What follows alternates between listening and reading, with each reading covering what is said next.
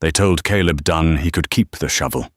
That was the mercy Ridgewater offered a 28-year-old widower standing in the mud outside what used to be his wife's schoolhouse.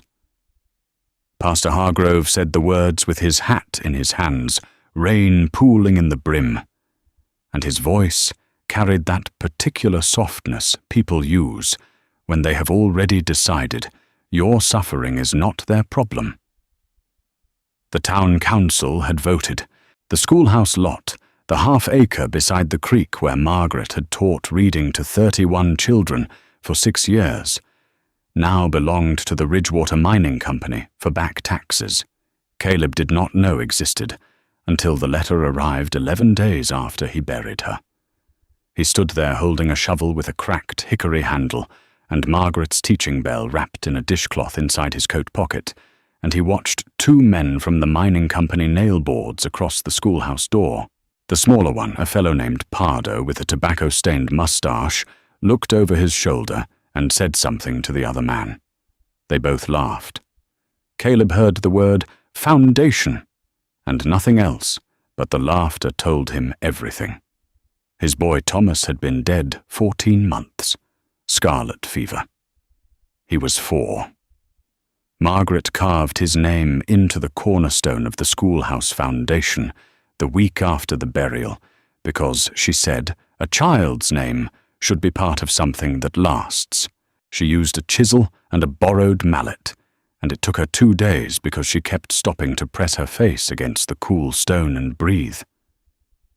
Caleb had watched from the porch of their rented room across the road and said nothing because he did not trust his voice that month. Now Margaret was gone too. Typhoid. November.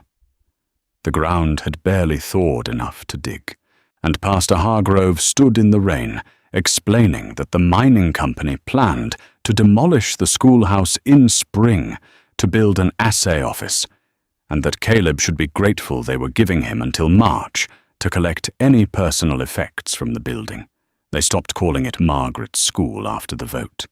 They called it the old stone building on Tabor Creek. Caleb walked east. He walked for 2 days along the creek with the shovel across his shoulders and Margaret's bell in his pocket, eating nothing but a handful of dried corn he had taken from the schoolhouse pantry before they nailed the boards. He was not walking toward anything. He was walking away from the sound of Pardo laughing. On the second evening, the creek bent south around a bluff of red sandstone, and Caleb sat down on a flat rock to rest. The wind was coming from the northwest, and it smelled like iron and pine resin, and something sharper, something mineral. He noticed the rock beneath him was warm. Not sun-warm. The sun had been behind clouds all day. The rock was warm the way a brick is warm when you pull it from near a stove. He pressed his palm flat against it. He could feel a faint pulse of heat radiating up through the stone. He followed the warmth. Below the bluff, partly hidden by a collapse of old shale and dried elderberry bushes, there was an opening in the rock about 4 feet high and 6 feet wide. Air moved out of it, steadily damp and warm, carrying the smell of sulfur and wet calcium. He crawled inside. The passage opened into a chamber roughly the size of Margaret's schoolroom. The ceiling was low, maybe 7 feet, and the walls were slick with mineral deposits that caught the fading daylight from the entrance and turned it amber. At the back of the chamber, water seeped from a crack in the rock and pooled in a natural basin about 2 feet deep. The water was warm. Caleb put his hand in it, and it was the temperature of bath water, left sitting for 10 minutes after you fill the tub. He sat in that chamber with his back against the wall and felt warm for the first time in 3 weeks. The walls were alive with small formations. Tiny stalactites no bigger than his thumb hung from the ceiling in clusters. The floor was packed earth and fine gravel dry, despite the seeping water, because the basin had a natural overflow channel that drained somewhere deeper into the rock. The air tasted clean, not stale. Something about the ventilation The way the warm air rose and pulled cooler air through the passage kept the chamber from feeling closed. He thought about leaving. He thought about walking to Harpersville and finding work in the rail yard, because that was what men did. They worked.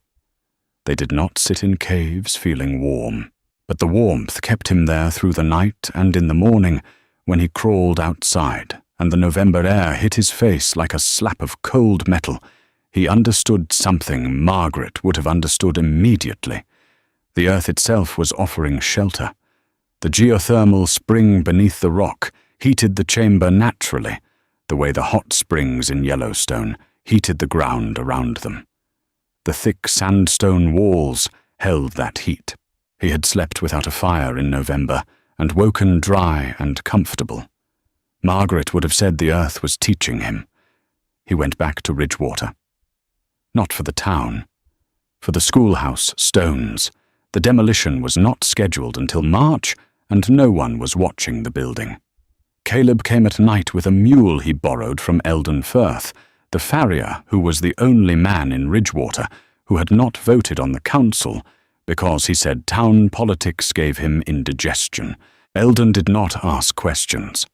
He handed Caleb the mule's lead rope and went back to shaping a horseshoe in the orange glow of his forge. Caleb began dismantling the schoolhouse wall by wall. He started with the back wall, the one facing away from the road, so no one would notice for weeks.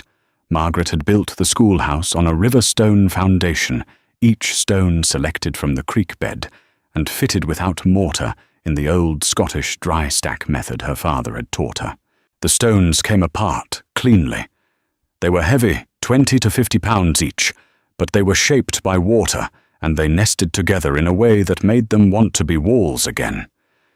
He loaded them onto a travois behind the mule 15 stones at a time, and dragged them east to the cave. He found the cornerstone on the 9th night. It was at the base of the north wall, partly buried in the foundation trench, and even in the dark, he recognized it by touch. His fingers found the letters before his lantern confirmed them. Thomas. Margaret's chisel work. The letters were clean and deep, each one about 2 inches tall, and she had added a small carved leaf below the name, because Thomas had loved the cottonwood leaves that spun down into the schoolyard every October. Caleb sat in the mud holding that stone against his chest for a long time. He carried it to the cave himself. He did not put it on the mule. The construction took him from late November through January.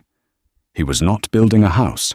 He was building a schoolhouse inside a cave, and the distinction mattered to him in a way he could not explain, but felt in his hands every time he placed a stone. He widened the entrance by chipping away the shale overhang to let more light in during the day. He built an interior wall of riverstone across the chamber at the 12-foot mark, creating a front room and a back room.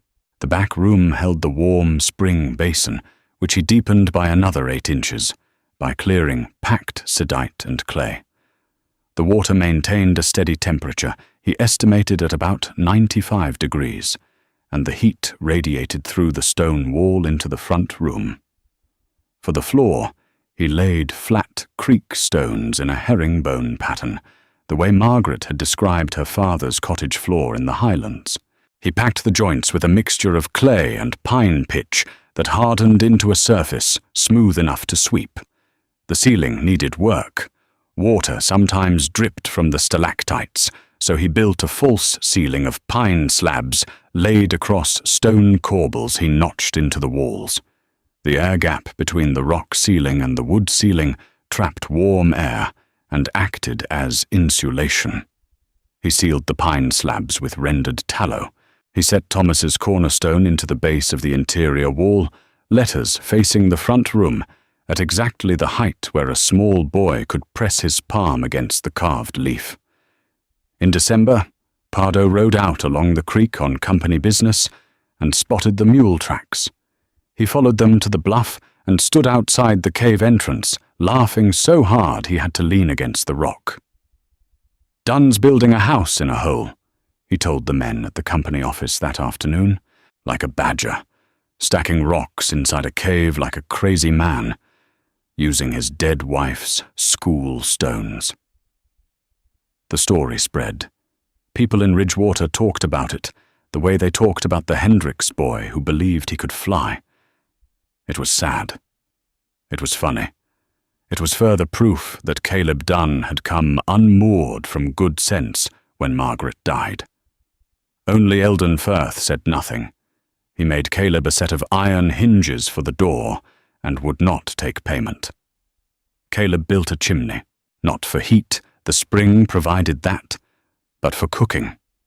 He constructed a small stone firebox near the entrance with a flue channel that ran along the wall and vented through a natural crack in the rock 15 feet above. The system drew beautifully. The smoke vanished into the crack, and the firebox radiated additional heat along the wall, where he had built a sleeping platform of stone and pine boughs covered with elk hides. He preserved food the way Margaret's father had preserved food in Scotland, the way people had preserved food for centuries before iceboxes. He dug a cold storage pit in the floor of the back room, away from the warm spring, where the ambient rock temperature stayed around 50 degrees year-round. Root vegetables, salted meat, and sealed crocks of lard kept there for months without spoiling. He hung dried herbs from the ceiling beams, sage, mint, yarrow. The cave smelled like mineral water and dried sage and pine pitch. He put Margaret's teaching bell on a stone shelf beside the door. By the end of January, the cave was warmer, drier, and better stocked than most cabins in Ridgewater. But Caleb was not building for comfort. He was building because his hands needed to do what Margaret's hands had done. She built a school from river stone. He was building it again. He was putting Thomas's name back into a foundation. The great blizzard of 1889 arrived on February 11th. It came without the gradual warning most winter storms provided. The temperature in western Montana dropped 40 degrees in 6 hours. The wind came from the north at 60 miles an hour, carrying snow so dense that a man could not see his own hand at arm's length. Ridgewater was not prepared. The town's buildings were timber frame construction, most of them single wall, with no insulation, beyond newspaper, stuffed in the gaps. The heating stoves in every cabin and shop burned pine and fir, and the wind found every crack and pulled the heat out like water through a sieve.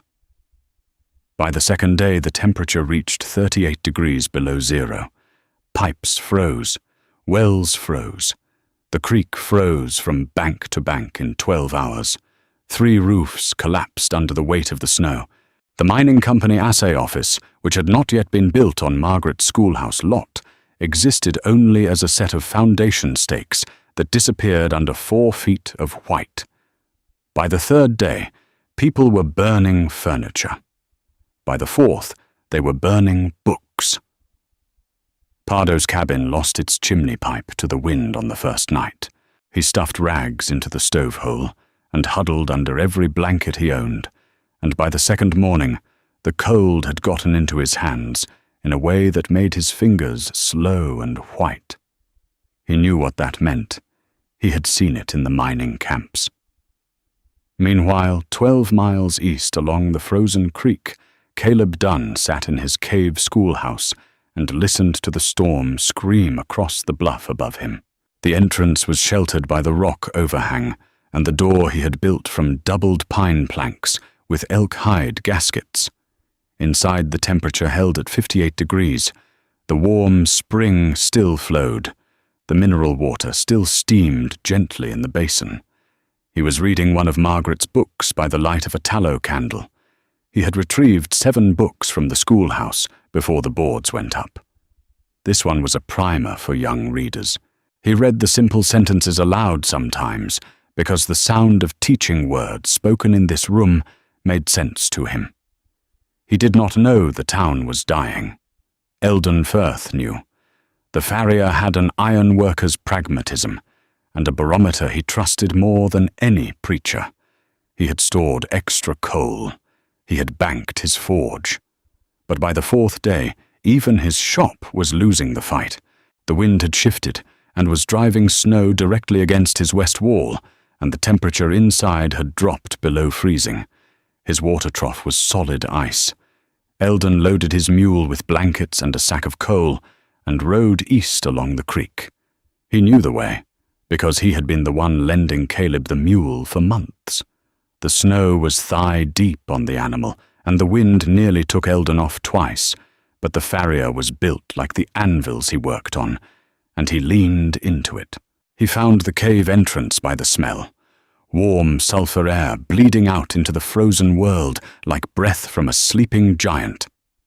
Caleb opened the door, and Eldon stood there with ice in his beard and his eyebrows frozen white.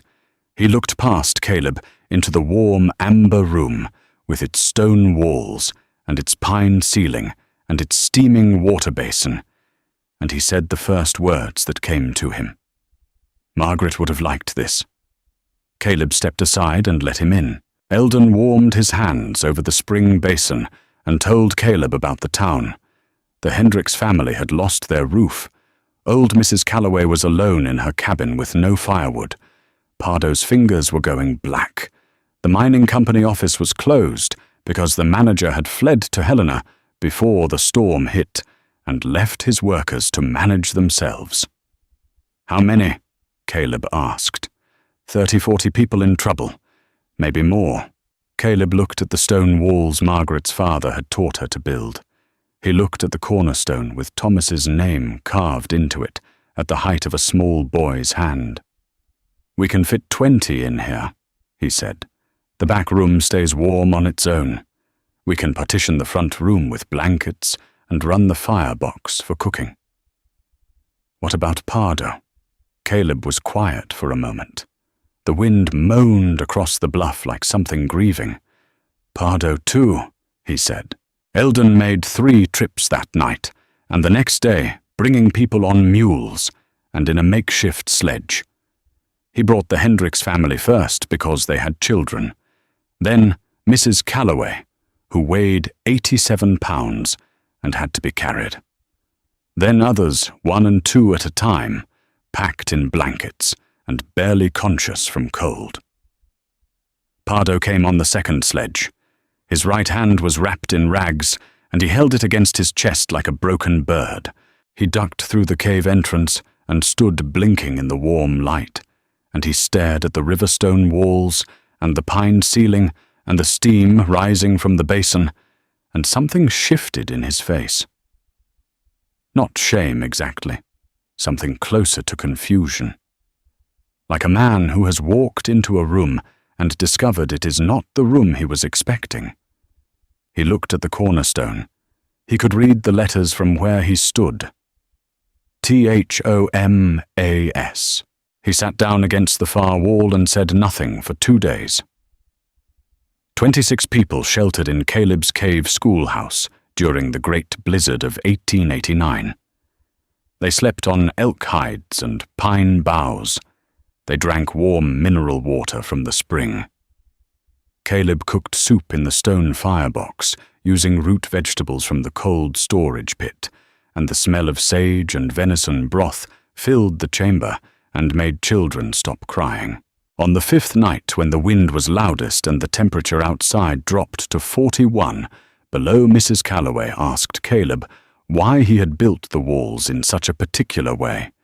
He told her about Margaret's father and the Scottish dry stack method. He told her about the herringbone floor and the thermal mass of the stone walls, and how the warm spring heated the rock, and the rock held the heat the way a cast iron skillet stays hot long after you take it off the flame. He talked for an hour. It was the most he had spoken since Margaret died. The storm broke on the 9th day. People crawled out of the cave into a world scoured white and silent, the trees stripped, and the creek buried, and the sky a blue so pale it looked like milk glass. They stood blinking in the sunlight. Ridgewater had lost 11 buildings. The church roof had caved. The general store was gutted where someone had let a fire get out of control trying to stay warm. No one had died. But that was only because Eldon Firth knew where to find a cave with warm water and river stone walls, and a man who had been stacking rocks in the dark for 3 months. In March, when the snow began to melt, 20 men from Ridgewater rode out to the cave. They brought lumber and iron nails and glass for windows. They did not ask Caleb's permission. They simply began building. They extended the entrance into a proper doorway with a timber frame. They built a covered porch. They cleared the slope and cut steps into the rock. Pardo came on the 3rd day. His right hand was still bandaged, and he could not grip a hammer, so he carried stones. He carried them one at a time, in the crook of his left arm, up the slope and through the entrance, and he placed them where Caleb told him to place them. He did not speak much, but on the 4th day he stopped beside the cornerstone and looked at the carved leaf below Thomas's name, and he said, "My daughter liked cottonwoods too. She passed in 86. Caleb looked at him. Pardo's face was weathered and hard, and his eyes were wet. "I didn't know you had a daughter," Caleb said. "People don't," Pardo said. He picked up another stone and carried it inside. By summer, the cave schoolhouse had a proper entrance. 2 glass windows set into the rock face with timber frames, a ventilated root cellar, and benches enough for 30 children. Caleb did not plan to teach. He was a stonemason, not a teacher. But the Hendricks children came anyway, and then the Calloway grandchildren, and then others. And Caleb found himself reading from Margaret's primer, in a room built from her stones, warmed by the earth, with her bell on the shelf beside the door. He rang it every morning at 8. The mining company never built the assay office. The lot on Tabor Creek, where Margaret's schoolhouse had stood, grew over with thistle and fireweed. Nobody in Ridgewater talked about it. The council minutes from the vote that transferred the land were lost in the church fire during the blizzard, and no one moved to reconstruct them. Years later, the cave schoolhouse had a name.